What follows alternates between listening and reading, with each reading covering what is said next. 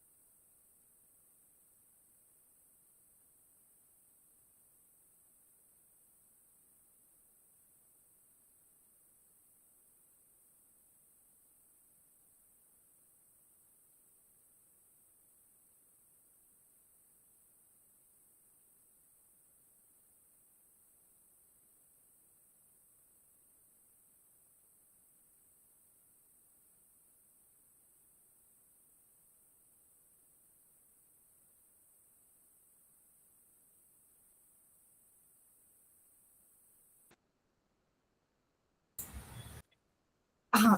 प्रयोगवही कोणी-कोणी घेऊन बसलाय? मला दाखवा जरा प्रयोगवही समोर. कॅमेऱ्याच्या समोर प्रयोगवही दाखवा मुलांनो. आपलं लास्ट टाईम बोलणं झालेलं नेक्स्ट क्लासमध्ये प्रयोगवही घेऊन बसायचंय आणि सोबत टेक्स्टबुक आणि तुम्ही जे एक्सरसाइज सॉल्व्ह केली असेल ती पण. एक्सरसाइज कोणी-कोणी नोटबुकमध्ये सोडवली आहे? Study of sound raise your hand. तुम्ही सगळे इंग्लिश मीडियमचे आहात ना? हो ना? येस. सो लास्ट टाईम आपल्या क्लासमध्ये बोलणं झालेलं, की तुम्ही मला सांगितलेलं, की तुमचा स्टडी ऑफ साउंड स्कूलमध्ये ऑलरेडी झालाय आणि तुम्ही एक्सरसाइज पण नोटबुकमध्ये लिहिली आहे. सो ती घेऊन बसा. मी आता क्विकली तुम्हाला काही क्वेशन्स विचारेल एक्सरसाइज मधून. एक-एक करून तुम्ही मला आन्सर्स द्यायचेत आणि त्याच्यानंतर ना मग वेळ उरला, की आज आपण एक एक्सपेरिमेंट बघणार आहोत. हा स्टडी ऑफ साउंड मधलाच एक एक्सपेरिमेंट जो तुम्ही लॅबमध्ये करणार. तुमच्या स्कूलमध्ये लॅबोरेटरी आहे? प्रयोगशाळा आहे तुमच्या स्कूलमध्ये? हँड रेज करा.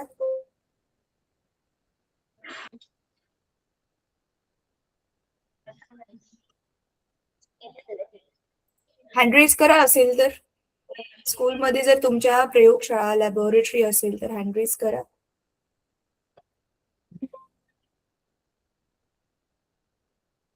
नाहीये? ठीक आहे. काही नाही. मग आपण ऑनलाईन एक्सपेरिमेंट करू आणि त्याच्यानंतर ना मग मी तुम्हाला जे एक्सप्लेन करेल, ज्यावेळी तुमच्याकडे लॅब येईल, ज्यावेळी तुमचं काहीतरी काम चालू आहे ना, ते कंप्लीट होईल, लॅब असेल, त्यावेळी तुम्ही परत हे ट्राय करू शकता. चला, आता एक्सरसाइज कोणाकोणाजवळ हँड रेज करा. एक्सरसाइज आता नोटबुकमध्ये लिहिलेली कोणाकोणाकडे आहे? हँड रेज करा.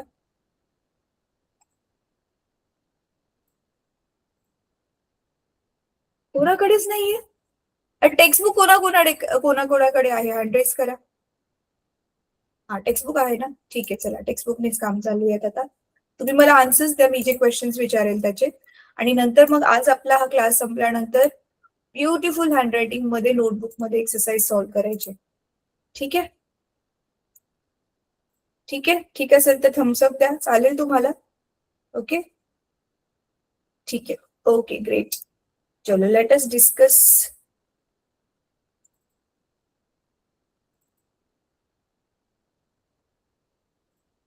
पुस्तक शेअर करते मी.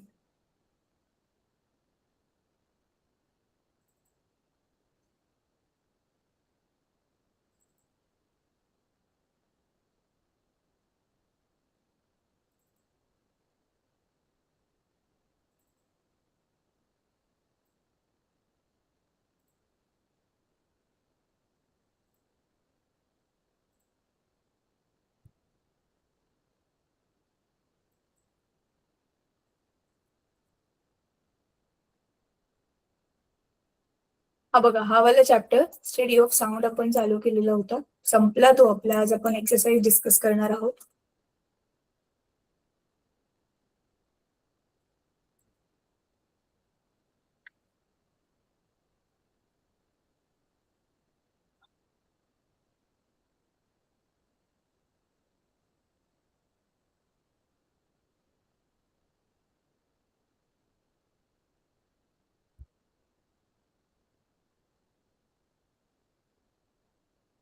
चला आता तुम्ही मला क्विकली आन्सर सांगायचे आहेत मुलांना.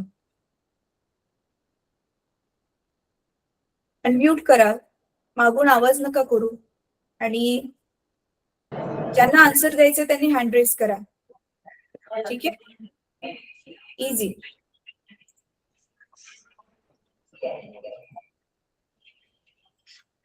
Sound does not travel through dash.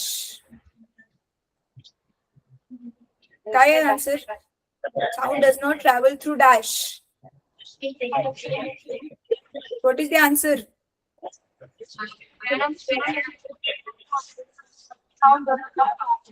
Sound कशामधून ट्रॅव्हल नाही करत? Vacuum, right. Solid, liquid, gases मधून सगळ्या मीडियम मधून तो ट्रॅव्हल करतो, पण व्हॅक्यूम असेल, मीडियमच नसेल तर मग तिथून तो ट्रॅव्हल नाही करू शकत. म्हणून सनच्या वरती ज्या ज्या रिॲक्शन्स होतात त्याचा आवाज आपल्यापर्यंत पोहोचत नाही, कारण सनचा आवाज इथपर्यंत नाही पोहोचत. असं नाही की सनचा आवाज जो आहे तो सनच्या म्हणजे सरफेसवर जी रिॲक्शन होते त्याचा आवाज खूप लहान आहे म्हणून आतपर्यंत नाही पोहोचत, असं नाहीये. It's very very loud. तो जर पोहोचला तर आपल्या कानाचे पडदे फाटतील, एवढा लाऊड आवाज येतो, पण आपल्यापर्यंत तो पोहोचत नाही. ते नेचरने आपल्याला दिलेली जसे की गिफ्ट आहे. ओके, सो साऊंडला ट्रॅव्हल करायला मीडियम पाहिजे. अर्थ मध्ये आणि सनच्या मध्ये जो गॅप आहे, अर्थ आणि सनच्या मधला जो गॅप, तिथे काहीच नाहीये, व्हॅक्यूम आहे.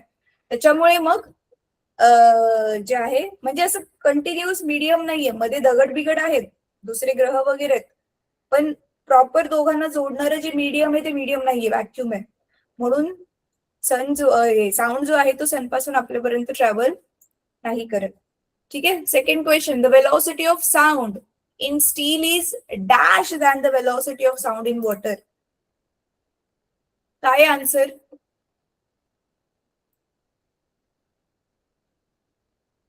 काय आहे आन्सर? बघा ना, तो टेबल होता आपला, काय दिलेलं आहे? स्टील. स्टील सॉलिड आहे ना, आणि वॉटर काय लिक्विड आहे. कोणामध्ये जास्त असेल? स्टील मध्ये जास्त असेल ना. टेबल पण दिलेला होता आपल्याला मागे, जरा टेबल बघा जाऊन मागे. स्टील मध्ये जास्त असेल. Yes, can you see? Steel मध्ये आहे 5960 स्पीड ऑफ साऊंड, आणि वॉटर मध्ये किती आहे इथे दिलेलं नाहीये, पण वॉटर मध्ये जो आहे तो कमीच असणार आहे त्याच्यापेक्षा. हा, हे रहा प्युअर वॉटर 1498, आणि स्टील मध्ये आहे 5960 मीटर पर सेकंड. तर मोर येणार तिथे answer. MORE, more. Velocity of sound in steel is more than velocity of sound in water. The incidence of dash in daily life shows that the velocity of sound is less than velocity of light. The incidence of dash in daily life shows that velocity of sound is less than the velocity of light. आपल्या day to day life मध्ये ज्या काही अशा घटना घडतात ज्याच्यामुळे आपल्याला कळतं की साऊंडची वेलॉसिटी लाईटच्या वेलॉसिटी पेक्षा कमी आहे, असली कोणती घटना आहे जी घडते आपल्याला बघतो? लाइटनिंग. वीज चमकते बघा, वीज चमकते त्यावेळी आधी आपल्याला लाईट दिसते, मग वीज चमकण्याचा आवाज ऐकायला येतो. मग इथे तुम्ही लाइटनिंग लिहू शकता. कळते? कळते मुलांनो? अरे कळते की नाही?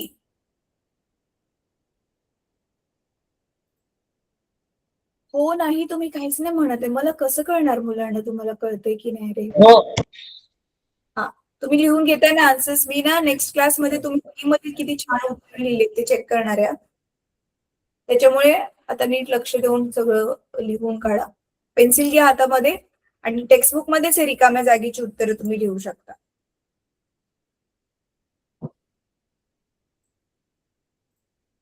एक सेकंड. पुढचा क्वेश्चन वाचा.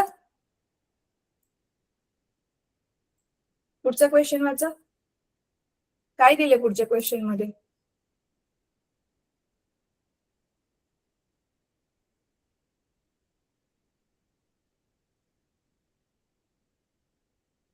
बघा पुढचा क्वेश्चन काय आहे?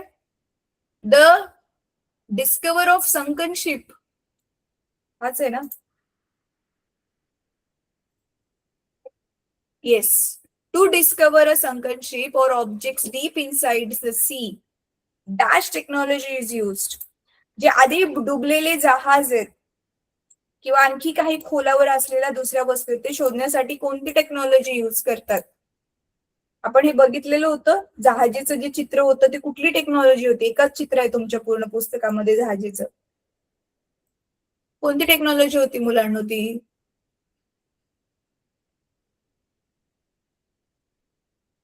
येस. सोनार टेक्नॉलॉजी ना रे. सोनार टेक्नॉलॉजी. आणि हो, हे मगाशी जे आहे ना इन्सिडेंट्स ऑफ, ह्याचं उत्तर ना एक्झॅक्टली सेम टू सेम वाक्य जर तुमच्या पुस्तकामध्ये असेल तर शोधा ते. कारण जर पुस्तकामध्ये लाइटनिंग किंवा थंडरस्टॉर्म दोघांपैकी एक शब्द दिला असेल, पुस्तकामध्ये जो शब्द दिलाय तोच तुम्ही वापरा मुलांना. थांबा आपण चेकच करूयात.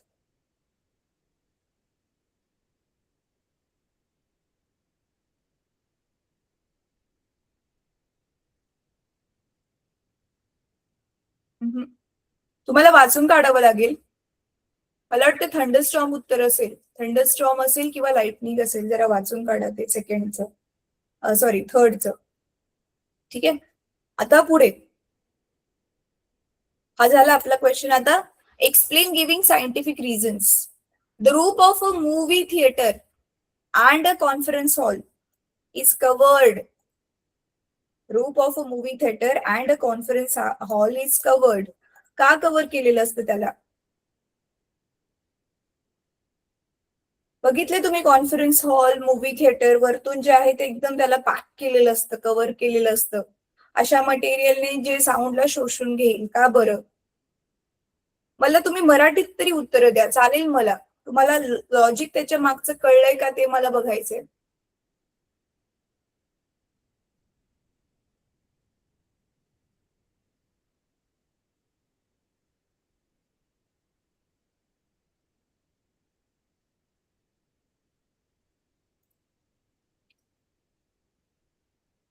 एक मिनिट हा, मी स्क्रीन घालवते.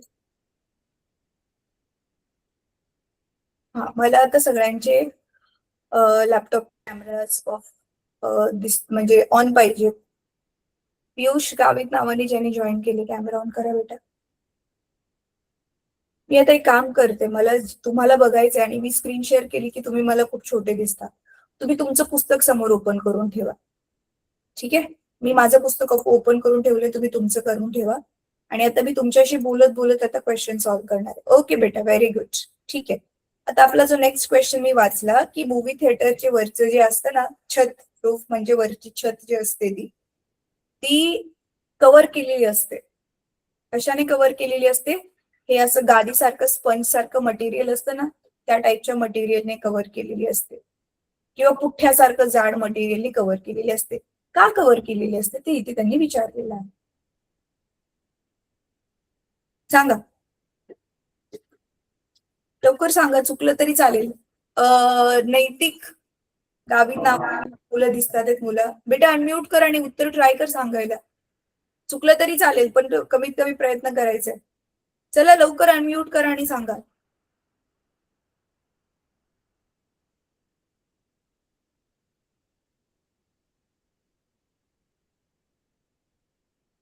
आपण आता एक काम करूया मुलांना.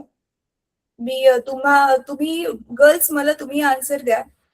हे क्वेश्चन आन्सर्स तुम्ही स्कूलमध्ये लिहिलेले नाहीयेत? नाही लिहिले अजून? लिहिलेले आहेत? मग मला वाचून दाखवा ना लिहिलेलेच आन्सर्स. मला तेच चेक करायचंय की तुम्ही आन्सर्स बरोबर लिहिलेत का. वही ओपन करा आणि वाचून दाखवा. चला हा क्वेश्चनचा आन्सर काय लिहिले वाचा कोणीतरी गर्ल्स मधून एक जणाने. अनम्यूट करा आणि वाचून दाखवा. बॉईज तुम्ही पण तुमच्या नोटबुक्स रेडी ठेवा. चला लवकर लवकर. बेटा माईकचं बटन दाब आणि वाचून दाखव.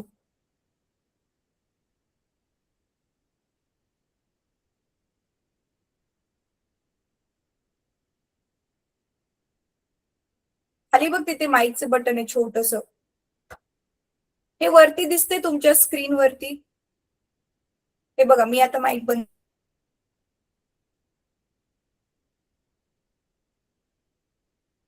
दाबा.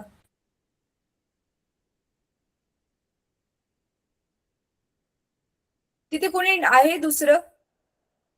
गर्ल्स, तुम्हाला माईकचं बटन नाही दाबता येते? तुमच्यापैकी कोणालाच नाही माहिती माईकचं बटन कुठे दाबतात ते? तुमच्या बॅक साईडला जिथे टीचर्स बसलेत ना, कोणाला तरी एकाला बोलवून आणा आणि माईक चालू करा. चला लवकर, आपला वेळ जातोय.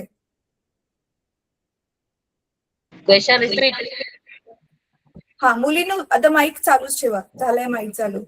बेटा क्वेश्चन हा आहे, क्वेश्चन नंबर 2 मधला first. The roof of a movie theatre and a conference hall is curved.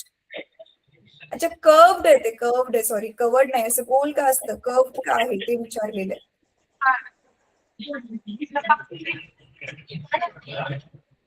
Can you read? Read the answer. वाच लवकर, वाच बेटा.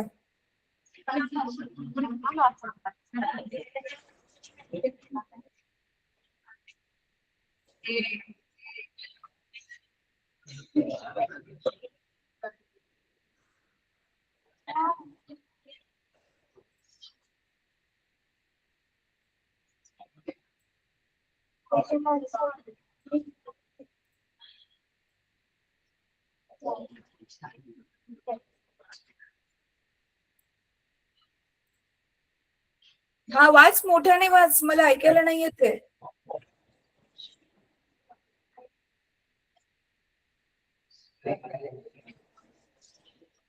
बॅक साईडला तुमच्या तिथे 2 मॅम बसलेले दिसतात आहेत, गर्ल्स. एक कोणीतरी मॅमला, एका मॅमला बोलवून आणा लवकर. कोणीतरी जा आणि बोलवून आणा त्यांना, जा मागून लवकर लवकर.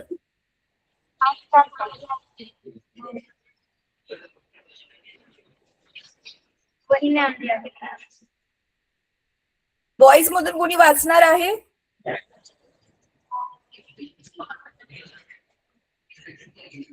बॉईज मधून कोणी वाचणार आहे? तुमचे माईक बंद आहेत मुलांनो.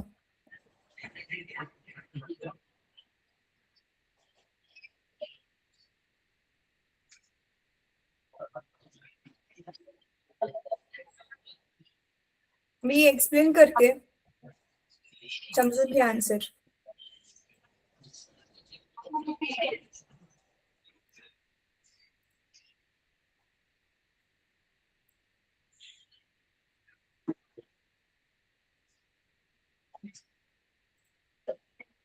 माझा व्हाईट बोर्ड आता दिसत असेल तुम्हाला? दिसतोय?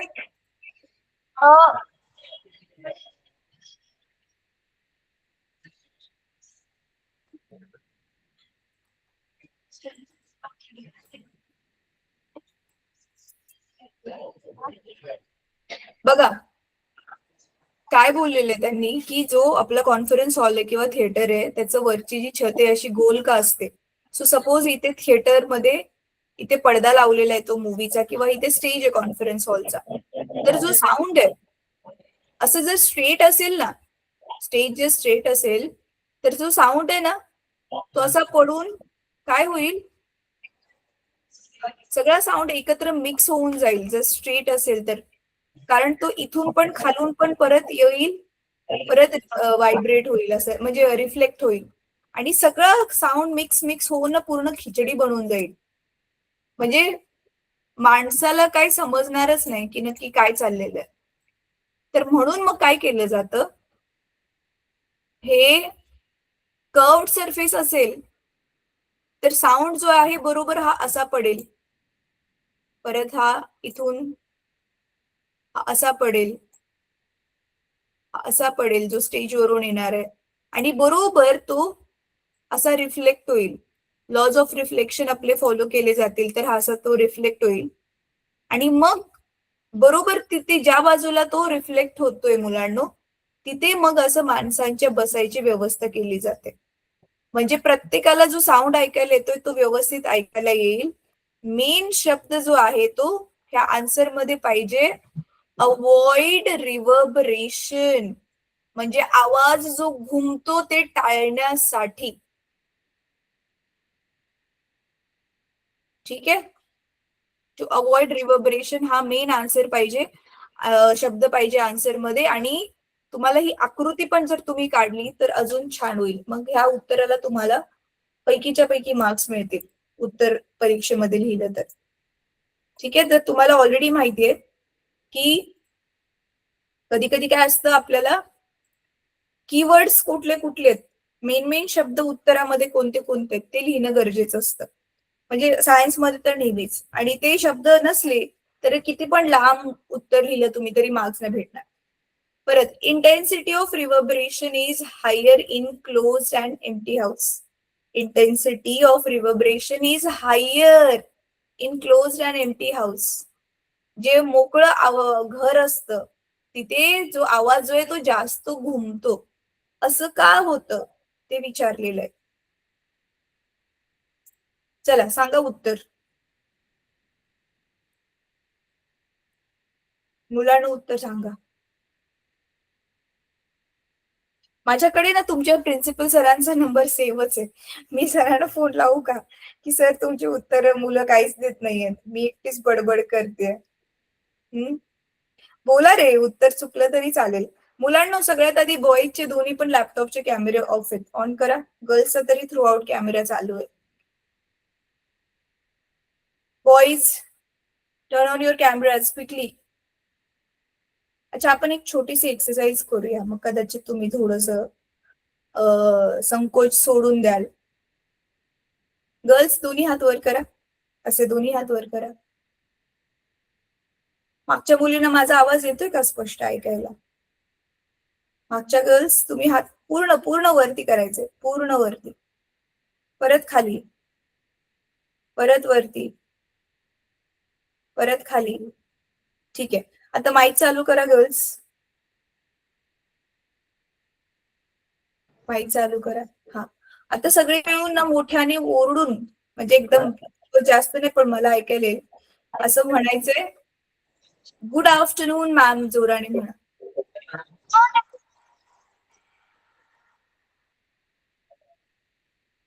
हे आवाजच नाही आला, परत बोला. ए तुमच्या गर्ल्स, मला कळलं तुमच्या माईक मध्ये काहीतरी इश्यू आहे. बरं झालं आपण हे केलं.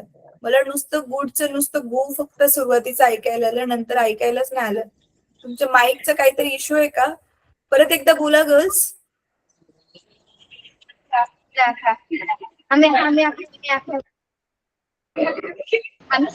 परत एकदा बोला. नाही, तुमच्या माईकचा आवाजच येत नाहीये. काहीतरी प्रॉब्लेम आहे गर्ल्स, तुमचा आवाज नाही येते मला. बॉईज, अनम्यूट करून तुम्ही बोला गुड आफ्टरनून. एक जण आहे, सगळे मिळून बोला.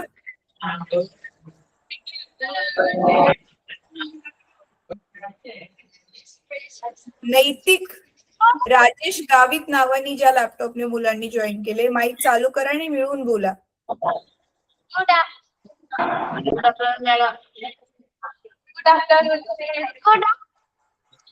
Good afternoon madam. बघा गर्ल्स, सुरुवातीला शब्द ऐकायला येतात आणि नंतर ऐकायला नाही येते. तुम्ही ना परत उद्या बघूया, परत तुमच्या क्लासमध्ये मी बघते की माईकचा खरंच इश्यू आहे की सुरुवातीला ऐकायला येते नंतर नाही ऐकायला येत नाही, काय प्रॉब्लेम आहे बघावं लागेल. पियुष गावित नावाने जॉईन केलेल्या मुलांनो, तुमचा कॅमेरा पण ऑफ आहे, माईक पण ऑफ आहे. कॅमेरा चालू करा सगळ्यात आधी. हा, माईक चालू करा आता. हा, तुम्ही बोला good afternoon. Good afternoon madam. Very good. अच्छा बॉईज, आता की नाही तुमची माईक, सगळ्यांचीच माईक चालूच ठेवा. लक्ष फक्त एवढं ठेवायचं की तुम्ही मागून आवाज नाही यायला पाहिजे, माईक चालूच ठेवा, म्हणजे तुम्ही कॉन्स्टंटली माझ्या बरोबर बोलत राहणार. आता मी पियुष गावित नावानी ज्यांनी जॉईन केले, परत तुम्ही कॅमेरा ऑफ केला मुलांना, कॅमेरा चालूच राहू देत. हा, आणि माईक पण चालूच राहू देत. बघा, आपण ना क्लास ऑनलाईन जो कनेक्ट करतोय की रे मुलांना, तो तुमच्यासाठी आहे ना. आणि आपण जर इंटरॅक्ट नाही केलं ना, थोड्या वेळानंतर ना मीच बडबड करत राहील आणि तुम्ही सगळे झोपून जाल. तसं हवंय का तुम्हाला? आपण फक्त आठवड्यातून एकदा मी भेटते तुम्हाला, ते पण 50 मिनिटासाठी. त्याच्यामध्ये पण जर तुम्ही माझ्याशी बोलला नाही तर आपण कसा अभ्यास करणार? बरं चला, आता हा वाला प्रश्न समजलाय तुम्हाला? त्यांनी काय विचारलेलं आहे ह्या प्रश्नामध्ये, नेक्स्ट प्रश्नामध्ये, की जी मोकळी रूम असते त्या मोकळ्या रूम मध्ये जास्त आवाज घुमतो, असं का होतं? सांगा मला. उत्तर चुकलं तरी चालेल, पण उत्तर द्यायचा प्रयत्न करा. चला अनम्यूट करून सांगा. अनम्यूट करा आणि सांगा मला उत्तर.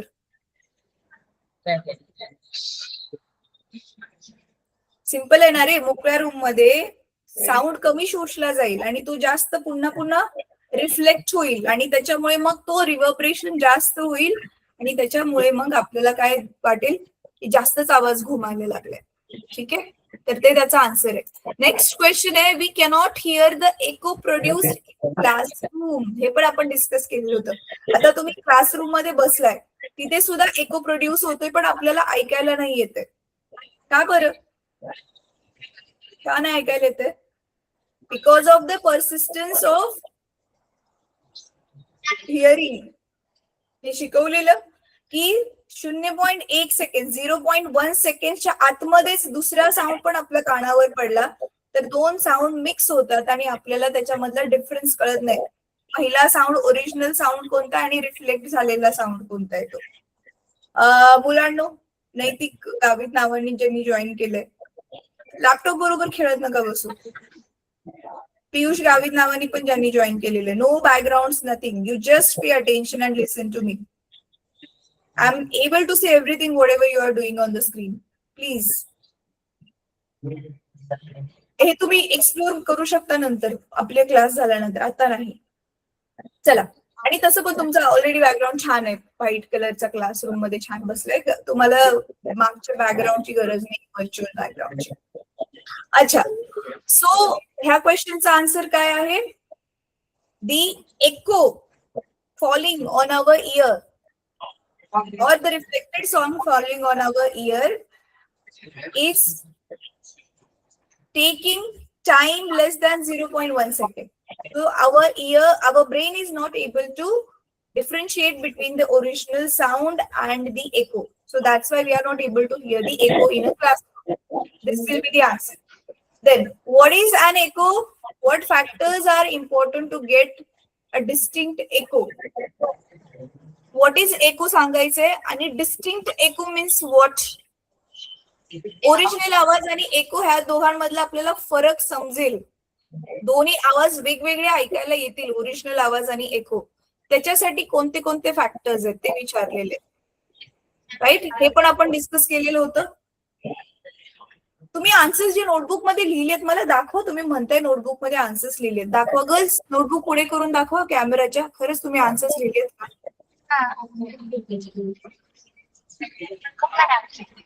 तुम्ही रीड का नाही करत आहे मग आन्सर्स लिहिलेत तर? कारण तुम्ही ऑलरेडी लिहिलेत आणि मी तेच आन्सर सांगते, त्याच्यात काही पॉइंट नाही ना. तुम्ही रीड केलं मला सांगता येईल की तुम्ही लिहिलेला आन्सर किती राईट आहे किती रॉंग आहे. राईटच असेल पण त्याच्यात अजून काही ऍडिशनल पॉइंट्स टाकायचे आहेत का आपल्याला? बॉईज, तुमच्यापैकी कोणाकडे आहे आन्सर्स लिहिलेले? एकाकडे पण नाहीयेत, एकाची पण वही पूर्ण नाहीये बॉईज मधून. कोणाची वही कम्प्लीट एक्सरसाइज लिहिलेली आहे? कोण आहे आपला एकदम सिन्सिअर विद्यार्थी बॉईज मधून? कोणीच नाहीये.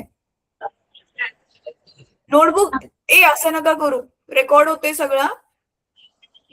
नोटबुक दाखवा मला मग, कुठे लिहिलेलं आहे बेटा? दाखव नोटबुक, लाजायची काही गरज नाहीये. नोटबुक दाखव मला.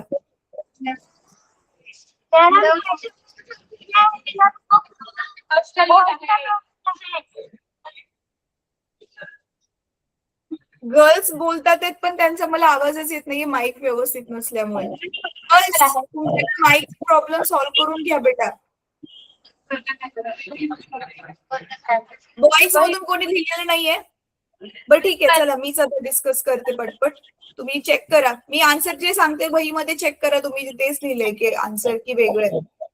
ठीक आहे, तर echo काय असतो हे बुक मध्ये आपण ऑलरेडी बघितलेलं होतं.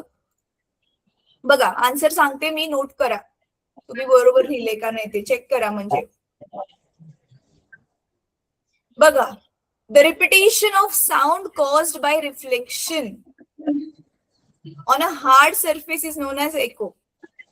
रिपीट होतो आवाज जो आपला, जसं मी म्हटलं हॅलो हॅलो हॅलो असं जे रिपीट होते त्याला echo म्हणतो आपण. So Repetition of sound caused by the reflecting surface is known as echo. ठीक आहे. आणि factors important to get distinct echo. त्याच्यासाठी कोणते फॅक्टर्स आहेत? So there the distance between the source of जिथून आवाज distance between the source of sound and the reflecting surface should be minimum 17 meter. हे आपण बघितलेलं होतं, राईट? तर ही एकच फॅक्टर आहे. अजून दुसरा काय आपण लिहू शकतो ह्याच्यामध्ये फॅक्टर? एकच फॅक्टर इम्पॉर्टंट आहे. त्याच्यानंतर ना पुढचं क्वेश्चन काय आहे? पुढचा, अच्छा एक काम करूया मुलांना, पुढचा क्वेश्चन वाचा बरं. बॉईज क्वेश्चन तरी वाचा आता. चला नेक्स्ट क्वेश्चन रीड करा अनम्यूट करून.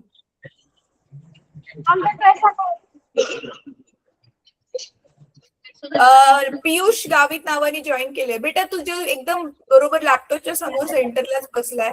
अनम्यूट करून क्वेश्चन फक्त वाच ना बेटा. पुस्तक आहे ना, अनम्यूट कर आणि क्वेश्चन वाच.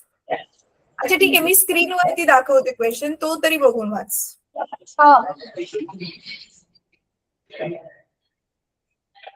मला तुमच्या मुलांकडून क्लासमध्ये पार्टिसिपेशन पाहिजे.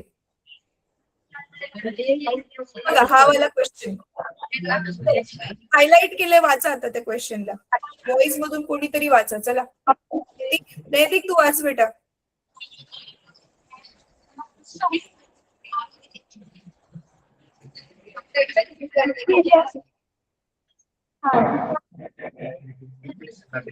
नैतिक वाच, हा मोठ्याने वाच.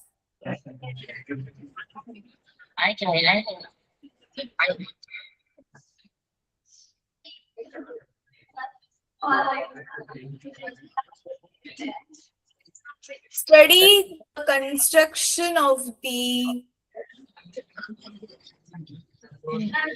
घोलमट. अच्छा गोल घुमट. अच्छा गोल घुमट असतं ना ते बनवलेलं. Okay, Gol Ghumat at Vijapur and discuss the reason for multiple echoes produced there. Gol Ghumat म्हणजे ती छत अशी गोल गोल बनवलेली असेल आणि तिथून मग खूप सारे जे आहेत ते मल्टिपल एकोज, म्हणजे एकदा तुम्ही हॅलो बोलल्यावर हॅलो हॅलो हॅलो असे खूप सारे आवाज एको ऐकायला येतात. तर ते तुम्हाला इथे डिस्कस करायला सांगितलेलं आहे. तर ह्याच्यामध्ये आता जे आपण डिस्कशन केलेलं होतं ऑलरेडी साऊंड चॅप्टर शिकताना, तेच इथे येणार बेटा. काय लिहिणार ह्याच्यामध्ये की गोल घुमट हा सेंट्रल डोम, एक असा जो आहे खाली त्याच्यामध्ये ना डोम एक असं, आपलं मंदिराचं कसं वरती गोल गोल असतं असं छत, तसं ते डोम आहे. त्याला इंग्लिश मध्ये डोम म्हणतात. ठीक आहे, तर तिथे एक तर डोम आहे.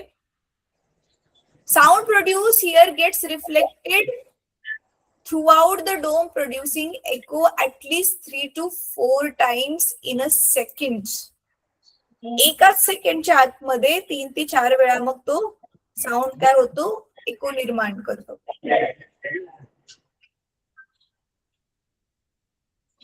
आणि इफ द सराउंडिंग, मंदिराच्या तिथे जे विजापूर हे जे पण आहे मंदिर आहे की महल I don't know, if the surrounding inside the architecture are very quiet, then we should be able to hear echo at least 7 to 8 times. जर तसं तर 3-4 वेळा ऐकायला येतोच, पण खूप शांती असेल ना तर आणखी थोडंसं 7-8 वेळा एको व्यवस्थित ऐकायला येऊ शकतो. हे सगळे पॉइंट्स त्याच्यामध्ये घ्यायचे. कर्नाटकामध्ये आहे कुठेतरी.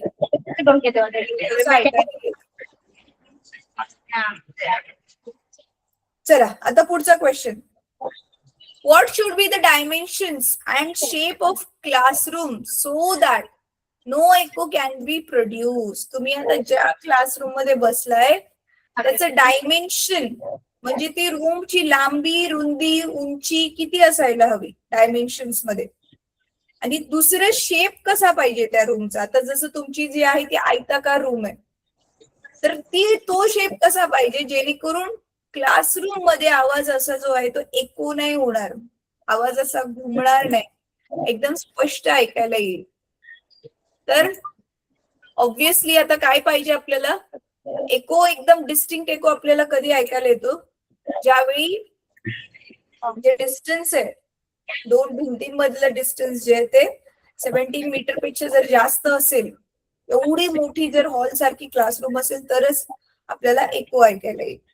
सो आपण मग काय लिहिणार? For no echo to be produce in the classroom should be square shaped with distances between the opposite walls and height of ceiling less than 17 metre. समोरासमोरच्या ज्या वॉल आहेत त्याच्यामधलं डिस्टन्स 17.2 मीटर किंवा 17 मीटर पेक्षा कमी पाहिजे. सेम वे जे आपली खालची जमीन आणि वरची जी छत आहे त्याच्यामधलं पण डिस्टन्स 17 मीटर पेक्षा कमी पाहिजे. आणि स्क्वेअर शेप असेल क्लासरूमचा तर बेस्ट. ठीक आहे, तर हे त्याचा आन्सर आहे. त्याच्यानंतर ना काय विचारलेलं आहे? Where and why are sound absorbing materials used? Where and why sound absorbing materials are used? कुठे आणि का हे साऊंड ऍब्झॉर्बिंग मटेरियल्स वापरले जातात? कुठे कुठे वापरले जातात मुलांनो?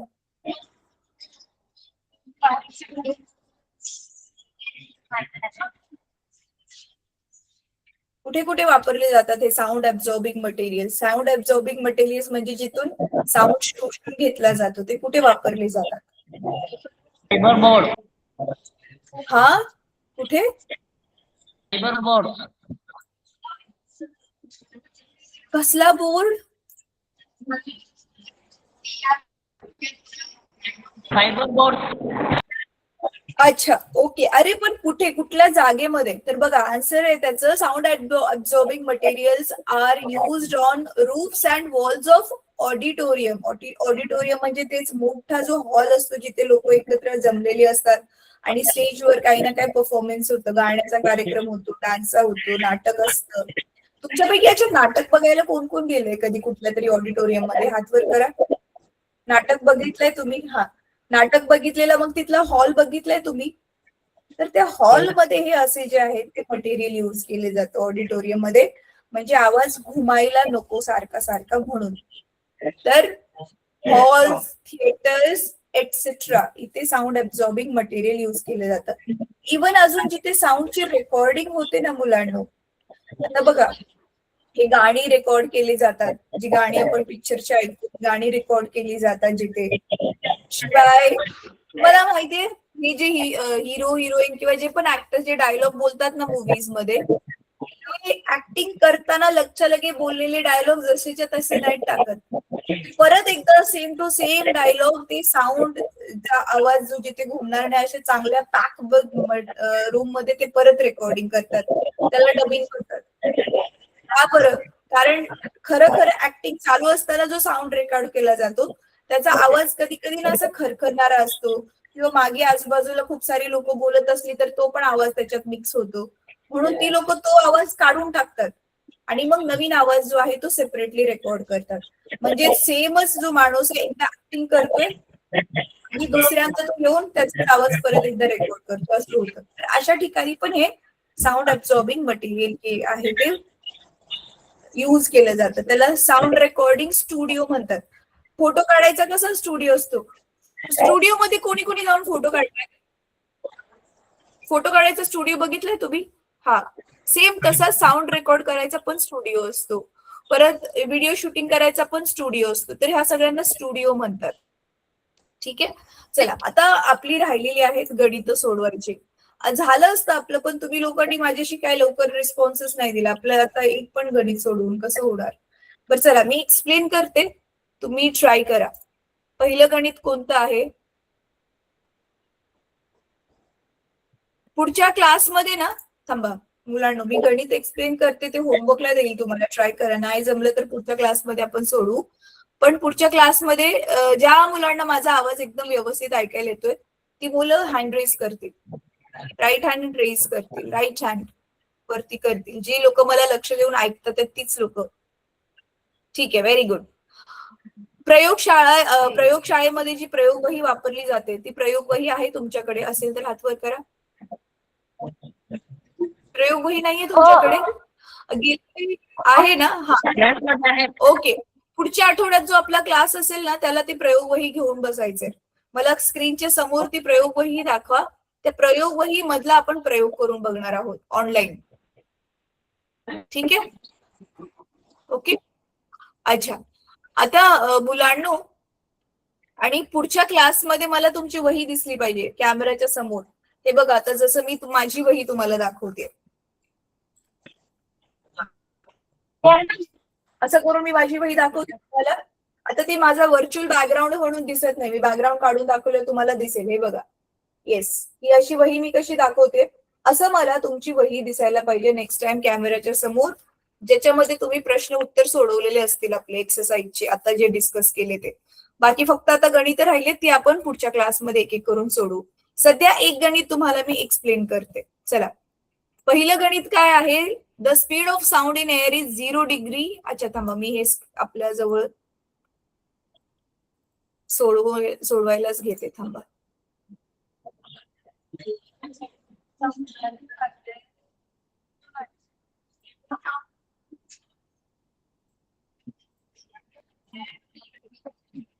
दिसतंय तुम्हाला? माझी व्हाईट स्क्रीन दिसत असेल.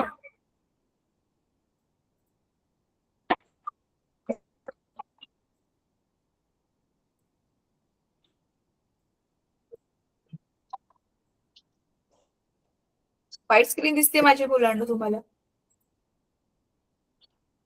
तुम्हाला माहिती दिसते हो तरी म्हणा रे. अनम्यूट करून हो म्हणा. बघा, तर आता आपण नेहमी जसं तुम्हाला मी एक्सप्लेन करते, आधी आपण लिहितो data.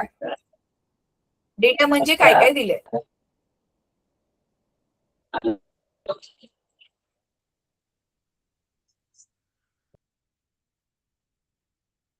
Speed of the sound in air is at 0 degree Celsius is 332. So आता हे किती डिग्री आहे ते पुस्तकात बघावं लागेल, इथे नीट ते पेस्ट नाही झालंय, पण हरकत नाही, स्पीडच हवाय आपल्याला, तो दिसतोय. Increases at the rate of 0.6 metre per second per degree. म्हणजे एक एक डिग्रीने तापमान वाढलं की एवढं 0.6 ने तो वाढत चाललाय. What will be the temperature when the velocity has increased to 344? So समजा ही V1 आहे आणि V2 किती आहे? 344 मीटर पर सेकंड आहे. म्हणजे 332 पासून वाढत वाढत 344 झालं. आणि एका डिग्रीला कितीने वाढतोय मुलांनो? 0.6. म्हणजे तुम्हाला कळतंय, एक डिग्री वाढवलं की जी पण सुरुवातीची ते व्हॅल्यू दिलेली आहे ना, किती दिलेली आहे सुरुवातीची व्हॅल्यू? थांबा, 0 डिग्रीज दिले, बरोबर. तर बघा, सुरुवातीला 0 डिग्री असताना 332 आहे, म्हणजे 1 डिग्रीला किती होईल? 332.6. 2 डिग्रीला किती होईल? 332.12. राईट. तर असा जो आहे तो प्रत्येक डिग्रीला वाढत वाढत वाढत किती डिग्रीजनी टेम्परेचर वाढवत गेल्यावर आपण त्याचा साऊंड जो आहे तो इन्क्रीज होऊन 344 बनेल. राईट, कळते तुम्हाला? तर सिंपल आपलं ऍडिशन, सबट्रॅक्शन, मल्टिप्लिकेशन, डिव्हिजन हे ऑपरेशन्स यूज करून करण्यासारखं गणित आहे. तर तुम्ही ह्या गणिताला ट्राय करा मुलांना, तुम्हाला जमतंय का?